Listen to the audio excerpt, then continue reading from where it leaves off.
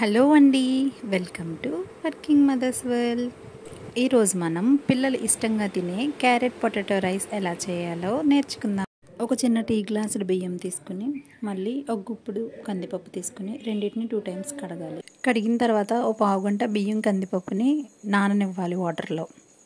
చిన్న క్యారెట్ ముక్క, చిన్న బంగాళదుంప ముక్క తీసుకుని వాటిని చిన్న చిన్న ముక్కల కింద కోసి ఈ కందిపప్పు బియ్యం 4 కలిపి కొంచెం జీలకర్ర వేసుకుని 2 glasses ఆఫ్ వాటర్ వేసుకుని కుక్కర్లో పెట్టుకుని 4 whistles వేయనివ్వాలి.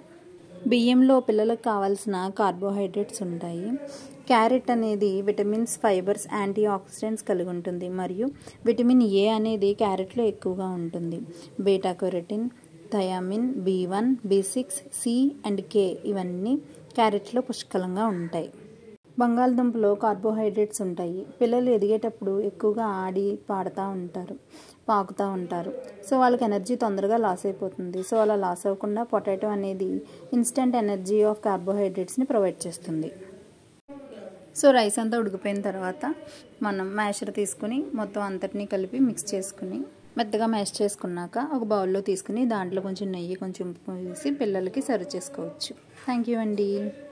దీన్ని వీక్కి 2 times పిల్లలకి పెడితే బాగా వెయిట్ పెరుగుతారు.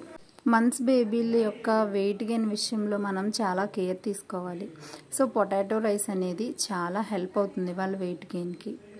ఈ రైస్ని మా పిల్లలకి నేను వాడాను, నాకైతే బెస్ట్ రిజల్ట్స్ వచ్చాయి. సో మీరు కూడా ట్రై చేయండి. దీన్ని వీక్కి 2 times మీ పిల్లలకి పెట్టండి. సో దీన్ని మీ పిల్లలకి ట్రై చేసిన తర్వాత కామెంట్ చేయడం మాత్రం మర్చిపోకండి. సో థ్యాంక్స్ అండి, థ్యాంక్స్ ఫర్ వాచింగ్.